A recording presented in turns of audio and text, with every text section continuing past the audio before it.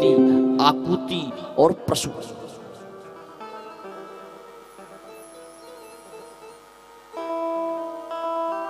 यहां से सृष्टि का शुभारंभ। नारद राजा परीक्षित ने भगवान सुखदेव से पूछा कि आखिर भगवान जिससे मिलते होंगे शायद उसकी समाज को देखते होंगे, उसके ज्ञान को देखते होंगे, भगवान जिससे मिलते होंगे उसके रूप रंग को देखते होंगे, भगवान उसके वैभव को देखते होंगे। आखिर भगवान मिलते किसे? सुखदेव जी ने कहा, राजन, भगवान ना किसी के रूप रंग को देखते, ना भगवान किसी की सुंदरता को देखते, ना भगवान किसी के वैभव को देखते, भगवान तो केवल भाव को देखते हैं।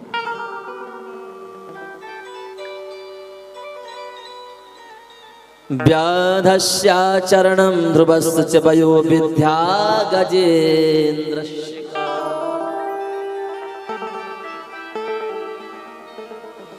का जातिर्विदुरस्य यादवपते उग्रस्य किं पौरुषम्। कुब्जाया रूप तत्र अधिकम्। यदि भगवान किसी की सुंदरता को देखते होते तो कुब्जा 3 जगह से टेढ़ी थी, पर भगवान कुब्जा को क्यों मिले? किम तत्सुदाम नो धनम। भगवान किसी के वैभव को देखते होते, किसी के धन संपत्ति को देखते होते, तो फिर भगवान सुदामा जी को क्यों मिले? का जातिर विदुरस्य यादव पते। भगवान किसी की समाज को देखते होते तो फिर विदुर जी को क्यों मिले? विदुर जी तो दासी पुत्र थे।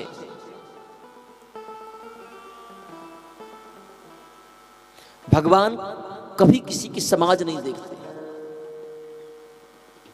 भगवान किसी के धन वैभव को नहीं देखते। भक्त्या तुष्यति केवलम परमया भक्ति प्रियो माधवा।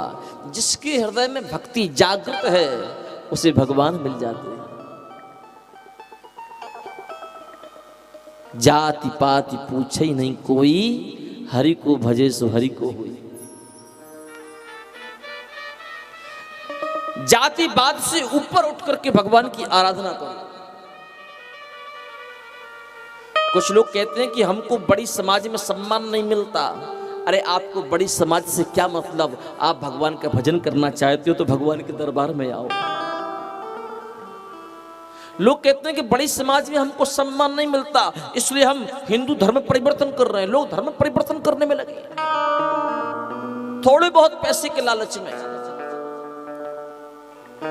जो इंसान पैसे के लालच में अपने धर्म को बदल ले, ऐसे इंसानों पर भरोसा मत करना कि वो अपने बाप को कब बदल लेंगे। जब वो धर्म को बदल सकता है, वो अपने बाप को भी बदल सकता है। जो धर्म का नहीं तो बाप का क्या होगा? ईश्वर ने आपको जिस धर्म में जन्म दिया है, उस धर्म को आप अपना सिर मुकुट बनाइए,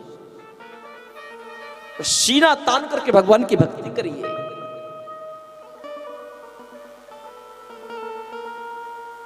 वाल्मीकि कौन थे? जिनको राम राम कहना भी नहीं आता था, लेकिन उनके हृदय में भक्ति जागृत हुई कि मुझे भजन करना है। तो वाल्मीकि जी कहने लगे मरा मरा मरा मरा। वो जब मरा मरा कहने लगे, 2-4 बार आप कहना मरा मरा। राम का उल्टा क्या होता है? मरा। जब बार बार मरा मरा कहोगे ना तो अपने आप राम राम निकलेगा। मरा मरा मरा मरा मरा अपने आप निकलेगा।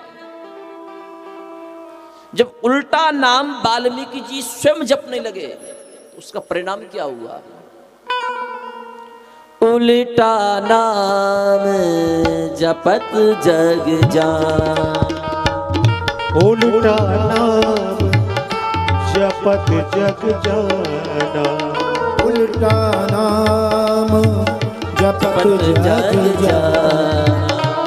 उल्टा नाम जपत जग जाना। उल्टा नाम जपत जग जाना। वाल्मीकि भई ब्रह्म समाना। वाल्मीकि समाना। वाल्मीकि भय ब्रह्म समाना। वाल्मीकि भय ब्रह्म समाना। ध्रुव सगलानी जपऊ हरि नाम। ध्रुव सगलानी जपे हरि नाम। पायऊ अचल अनुपम ठाम।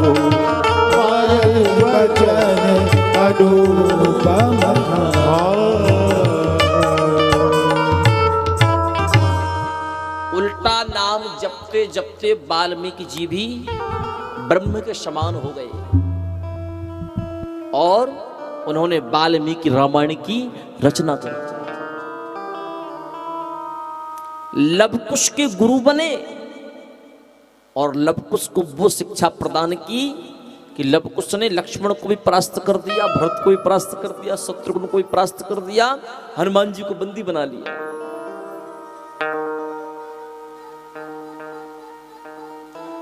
आप भक्ति करिए, सम्मान की कोशिश मत करिए। जब आप भक्ति को प्राप्त कर लोगे तो सम्मान तो आपके पीछे भागेगा। बड़े बड़े ऋषि महर्षि आपका सम्मान करेंगे।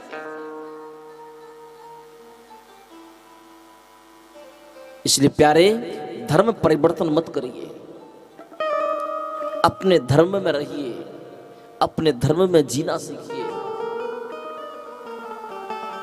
राजनीति में आकर के धर्म का बंटवारा मत करिए। राजनीति एक अलग जगह है और धर्म एक अलग जगह है। आप राजनीति करिए, कोई बुराई नहीं। आप जिस पार्टी को लाइक करते हैं आप उसका समर्थन करिए, कोई बुराई नहीं। लेकिन जब जहां पर धर्म की बात आए वहां पर आप सब एक हो जाइए। धर्म में राजनीति मत करिए। जहां पर व्यक्ति धर्म में राजनीति करता है वहां व्यक्ति स्वयं का भी पतन होता है, वो धर्म अकेला एक पैर का रह जाता है। राजा परीक्षित ने कहा, प्रभु मुझे आप उस विदुर की कथा सुनाओ जिस विदुर के घर में जाकर के मेरे प्रभु ने केले के छिलके खाए। ऐसी विदुर की कौन सी भक्ति थी? उस विदुर का प्रसंग सुना। भगवान सुखदेव कहते हैं, राजन, धृतराष्ट्र के 100 पुत्र हैं, जिनमें से सबसे बड़ा पुत्र है वो दुर्योधन है।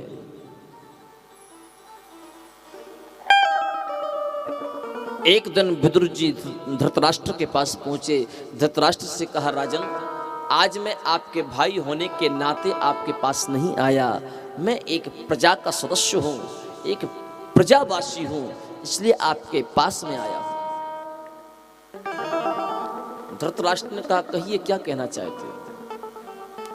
विदुर जी ने कहा, आपकी बाहरी आंखें तो है ही नहीं, आप जन्म से अंधे हो, लेकिन जन्म से अंधेपन के चक्कर में आपने अपनी अंदर की आंखों को भी बंद करके रखा है। कम से कम बाहर की आंखें नहीं हैं तो अंदर की आंखें तो खोल करके देख लो। पर आपकी बाहर की भी आंखें बंद हैं, आपने अंदर की भी आंखें बंद कर ली। धृतराष्ट्र ने कहा, मैं समझा नहीं। विदुर जी ने कहा, राजन, मैं आपसे यही कहना चाहता हूं कि अधिक मोह, अधिक ममता व्यक्ति का विनाश का मार्ग बन जाता है। और दिन प्रतिदिन आप मोह और ममता के ग्रास बनते जा रहे हैं। त्यजेदेकं कुलस्यार्थे कुलं ग्रामस्यार्थे त्यजेत, देशस्यार्थे त्यजेदेकं आत्मार्थे सर्वं त्यजेत।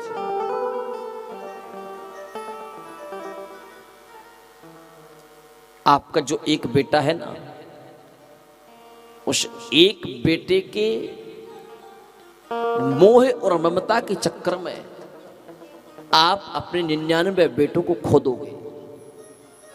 यदि आप चाहते हैं कि आपके 99 बेटे सुरक्षित बने रहें तो आप अपने एक बेटे का तिरस्कार करो, उसको त्याग दो। और वो आपका बेटा है दुर्योधन। आप दुर्योधन का जितना सपोर्ट करोगे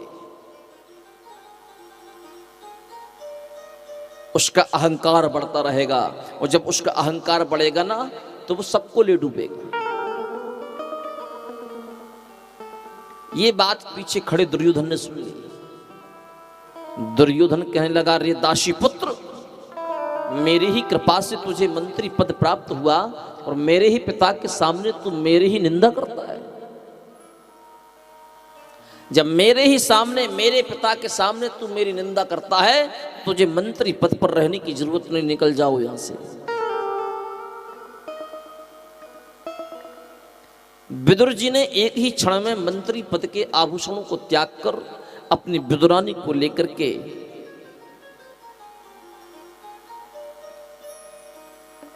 राजपाट को छोड़कर के चले गए। कदली वन में जाकर के सुंदर एक कुटिया बनाई और रहने लगे।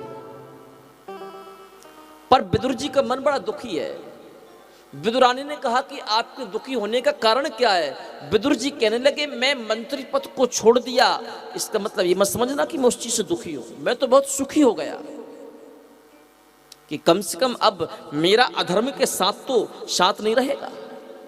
पर मेरे दुखी रहने का कारण एक ये है कि कहीं ना कहीं मैं पांडवों के पक्ष की बात करता था, अब मेरे पास मंत्री पद बचा नहीं, अब पांडवों के पक्ष की बात करेगा वो। विदुर जी ने एक चिट्ठी लिखी, एक पत्रिका लिखी, द्वारिका भेज दी।